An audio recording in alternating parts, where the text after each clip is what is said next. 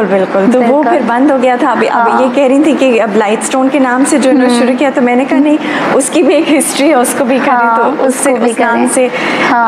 और ये कनाडा में रजिस्टर्ड। ये तो आपका फैमिली नेम है ना? हाँ, तो इस वजह से वो मैं आपका पूरा जवाब नहीं दिया मैंने उसका। अच्छा, ओके।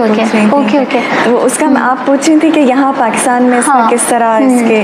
तो मैं एक तो ये कहना चाह रही थी कि एक I am the first professional dancer in my family. दूसरा ये कि मैं इस लिहाज से बहुत खुशकिस्मत थी कि मैं फिर बाहर चली गई थी पढ़ने के लिए। तो वहाँ फिर मैंने कथक के अलावा और भी बहुत फॉर्म्स मॉडर्न डांस सीखा, और जो मार्था ग्राहम और लिमोन इन्फ्लुएंस, और उसके अलावा क्लासिकल बैले भी सीखा। तो अच्छा, क्लासिकल बैले भी सीखा? हाँ, लेकिन वो इस हवाले से कि वो मेरे मॉडर्न डांस को इम्प्रूव करे, मेरे इसको इम्प्रूव करे। ये नहीं कि मैं बैले परफॉर्म करती हूँ, नहीं, बिल्कुल नहीं। लेकिन उसमें इतना एक डिसिप्लिन होता है जो आपको दूसरे फॉर्म्स में बहुत इम्प्रूवमेंट उससे होती है। क्योंकि आर्टिस्ट जितना अपने आप को एक्सपोज करे उतने ही उसमें रिचनेस आती है। इस लिहाज से मेरे ख्याल में जो मैंने वक्त बाहर गुजारा, जो एक्सपोजर हुआ, तो उससे मेरे बहुत डेवलपमेंट हुई as an artist, as a dancer. सही, ज़बरदस्त। और हाँ, और दूसरा मैं ये भी कहना चाहती हूँ कि पाकिस्तान में करते हैं अप्रिशिएट करते हैं। ओके। चलें, ये है मतलब नेगेटिविटी थोड़ी कम है, और नेगेटिविटी फेस टू वो नहीं, लेकिन उसमें ये है कि लोग आर्टिस्ट को पेमेंट नहीं करना, डांस को हमेशा लोग कहते हैं कि आप ऐसे ही करते हैं हमारे लिए, हमारा। तो ये बहुत ज़्यादती है, क्योंकि इसमें बहुत टाइम लगता है, बहुत मेहनत, और दूसरा ये कि ट्रेनिंग भी मेरी जारी रहती है। अभी मेरी ट्रेनिंग भी जारी है, तो उसके लिए भी कॉस्ट्यूम्स, हर चीज़। देखिए, आप कोई भी काम करें, आप उसको आप फ्री में इस तरह डिमांड करना, ये बहुत गलत है। एग्जैक्टली, वो तो किसी भी चीज़ की और फ़न की तो अपनी एक कदर कीमत होती है, और इस तरह करके आप उसको डिसरिस्पेक्ट कर रहे होते हो, तो वही बात है कि फ़न की कदर जो है वो उसका कदरदान ही समझ सकता है। और फ़न के लिए जो आर्टिस्ट होता है उसने कितनी स्ट्रगल के साथ उस चीज़ को सीखा होता है, कितने उसने साल लगाए होते हैं, कितनी मेहनत की होती है सब चीज़ों के लिए। तो ऑब्वियसली अगर कोई इस तरह कहता है कि आप उसको फ्री में करें, तो वो शायद वो आप कभी भी नहीं चाहते हो कि आप इस तरह करो, क्योंकि आपका काम आपके लिए आपके बेबी की तरह होता है, और आपको उसी तरह आपको लगता है कि शायद कोई आपको बहुत बुरी तरह ह्यूमिलिएट कर रहा है इस तरह कह के। तो टैलेंट की अपनी एक रिस्पेक्ट होती है जो कि यकीनन आर्टिस्ट को मिलनी चाहिए। तो अभी मैं आपसे रिक्वेस्ट करूँगी कि आप हमारे प्रोग्राम के आखिर में देसी टीवी यूएसए नाज़रीन के लिए कुछ गाकर सुनाइए। हाँ, ज़रूर। ये बेगम अख्तर की धुन है जो नैयरा नूर ने अपने अंदाज में गाई थी, तो वो मैं सुनाती हूँ आपको। जी।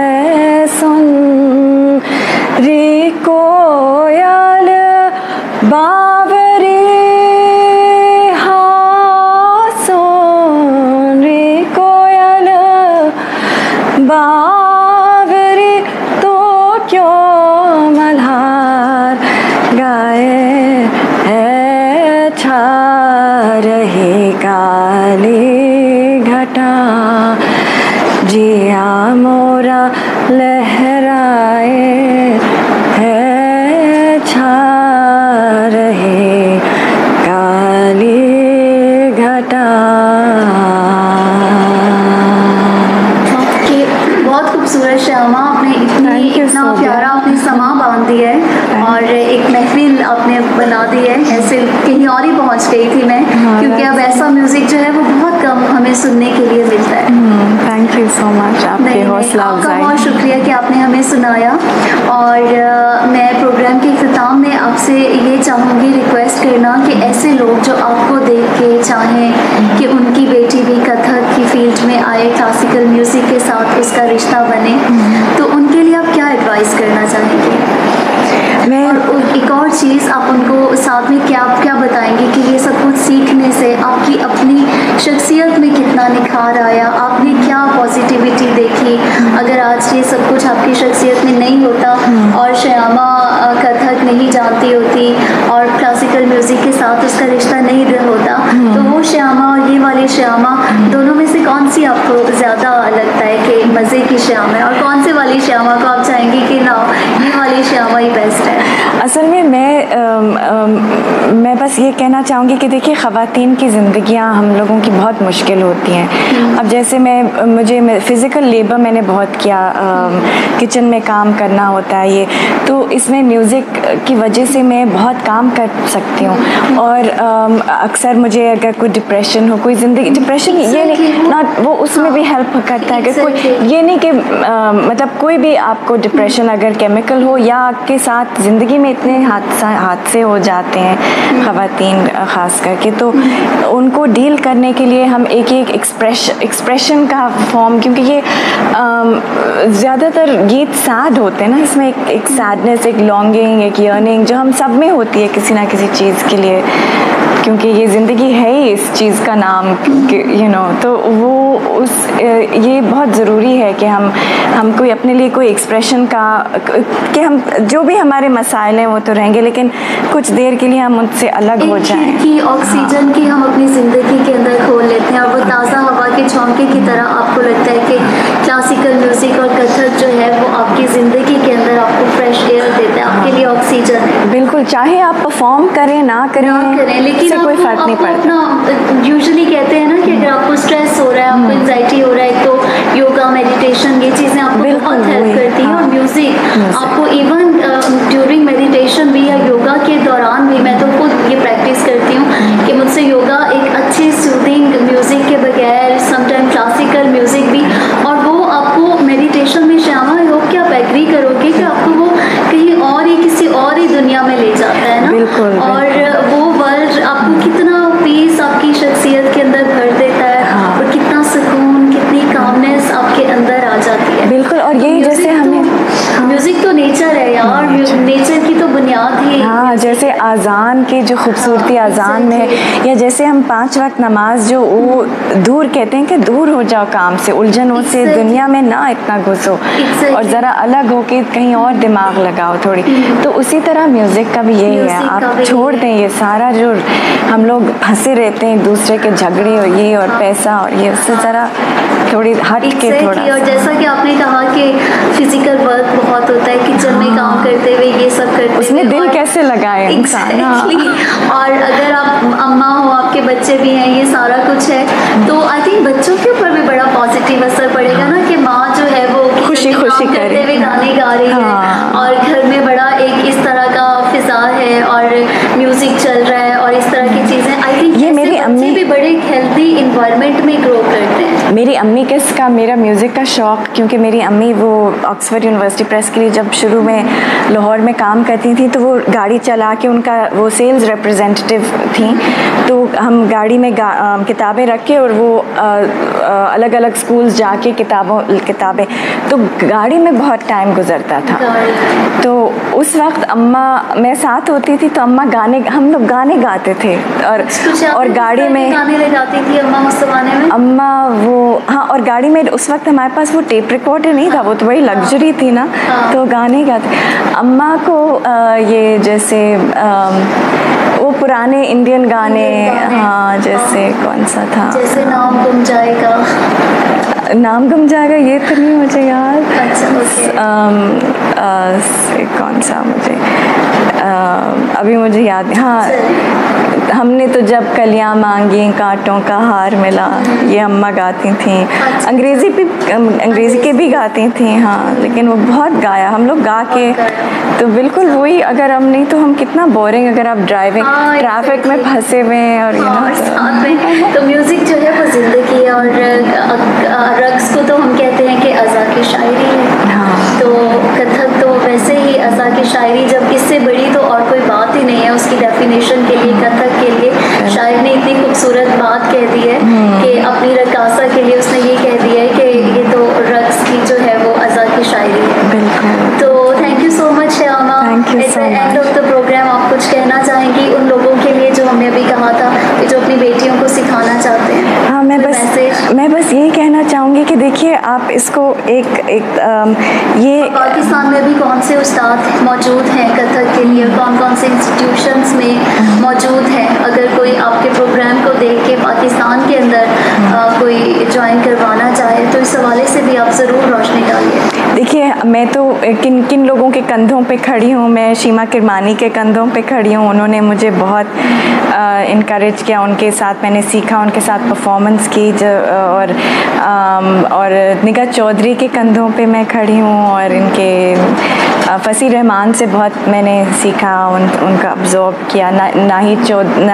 नाहिद सिद्दीकी, वो भी मेरी उस्ताद रही हैं, और ये सब मेरे अभी तक मेंटर्स हैं, यानी कि मुझे इनकरेज करते हैं। तो ये सब हमारे यहाँ ये हैं और वो हैं। अब मैं कथक के हवाले से ही और क्लासिकल के हवाले से ही कह रही हूँ, लेकिन इनके अलावा भी अगर आपको वो टैंगो और इस तरह की चीज़ें सीखनी है तो वहाब शाह का स्टूडियो है, वो उनसे मैंने तो नहीं सीखा क्योंकि वो अलग स्टाइल करते हैं। लेकिन आर्ट्स काउंसिल, हाँ, आर्ट्स काउंसिल में मेरे ख्याल में मानी छाव भरतनाट्यम सिखाते हैं। अभी मुझे पता नहीं उनकी क्लासेस अभी फ़िलहाल जारी हैं या नहीं, लेकिन वो कर रहे हैं।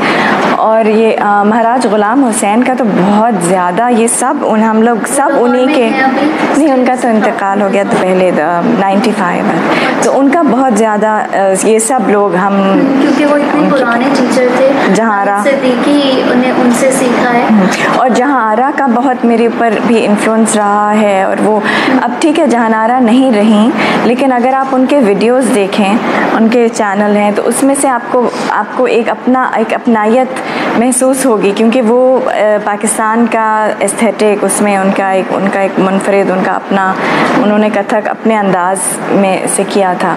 तो वो ये सब लोग हमारे लिए इंस्पिरेशन। जैसे अब राइटर्स देख लें, अब मंटो हैं या कुरतुलैन हैदर, ठीक है अभी ज़िंदा नहीं है, लेकिन इनका काम तो है, काम तो अभी भी मतलब सीखने के लिए बहुत कुछ है। वो लोग चले गए लेकिन अपने नक्श छोड़ के गए हैं। बिल्कुल। और ये हमारे लिए बहुत बड़ी बात है।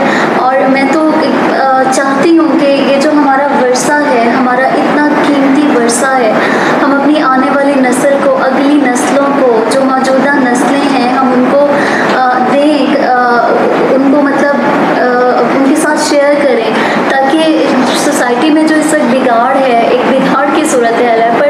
पर्सनली मुझे बहुत सारे प्रॉब्लम, बहुत सारी चीज़ें मुझे लगती हैं जो डिस्टर्ब भी करती हैं, और मुझे कहीं ना कहीं ऐसा लगता है कि ये इन सब चीज़ों की जो है ना, जो पर्सनालिटी बिल्डिंग जो प्रॉपरली नहीं हो सकी, मौसर तरीके से किरदार साजी नहीं हो सकी, हम अपने बच्चों की पर्सनालिटीज़ में इस वक्त इतने फ्लॉज देख रहे हैं, तो वो शायद श्यामा, मुझे नहीं, आई थिंक आप मुत्तफिक होंगी मेरी बात से कि वो कहीं ना कहीं किताब से दूरी है, किताब के साथ जो रिश्ता है ना, और वो भी लिटरेचर भी आप हर तरह का नहीं पढ़ सकते हो ना, कि आप मतलब now it's up to you. जैसे फॉर एग्जांपल ये मोबाइल है, आप इस मोबाइल से आप क्या सीख रहे हो, क्या कर रहे हो। लिटरेचर भी हर तरह का लिटरेचर होता है ना, आप किस तरह का अदब पढ़ रहे हो, किस तरह की किताबें पढ़ रहे हो, किस तरह के राइटर्स को पढ़ रहे हो, जो आपको कितनी आपके जहन की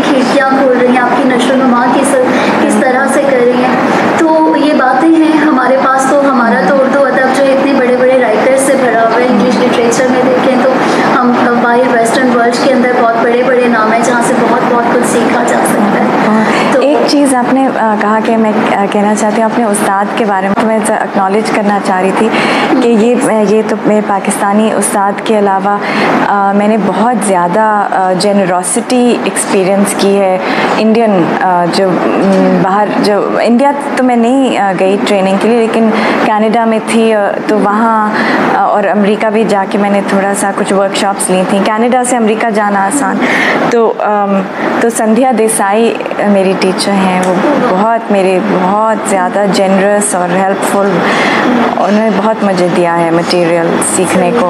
और संजुक्ता सिन्हा आजकल उनके साथ मैं सीख रही हूँ, फिर बिरजू महाराज, शाश्वती सेन, इनके साथ वर्कशॉप्स की हैं। तो ये तो मेरे ख्याल में ये जो इंडिया पाकिस्तान डिवाइड जो है ना, ये हमारे रक़्स और हमारे म्यूज़िक में इट डज़न्ट मेक सेंस, क्योंकि ये बिल्कुल हम विरसा एक है जो हम दोनों ममालिक, और हम इनको अलग नहीं कर सकते, बिल्कुल भी अलग नहीं कर सकते। और हम बल्कि इस प्रोग्राम के थ्रू पीस का, मोहब्बत का पैगाम जो है वो देते हैं, किताबों के साथ रिश्ते की बात करते हैं, क्लासिकल म्यूज़िक, ये सब चीज़ें जो हैं मेरे ख्याल में बड़ी मस्बत चीज़ें और इन्हें हमारी सोसाइटी का हिस्सा बनना चाहिए। Thank you so much Shyama, इतने पॉजिटिव मैसेजेस आज आपने सारे प्रोग्राम के दिए, आपने हमारे लिए गाया, इन सब बातों के लिए बहुत शुक्रिया। मैं उम्मीद करती हूँ कि आप आगे भी किसी नशीस के अंदर हमारे साथ होंगे। बहुत शुक्रिया।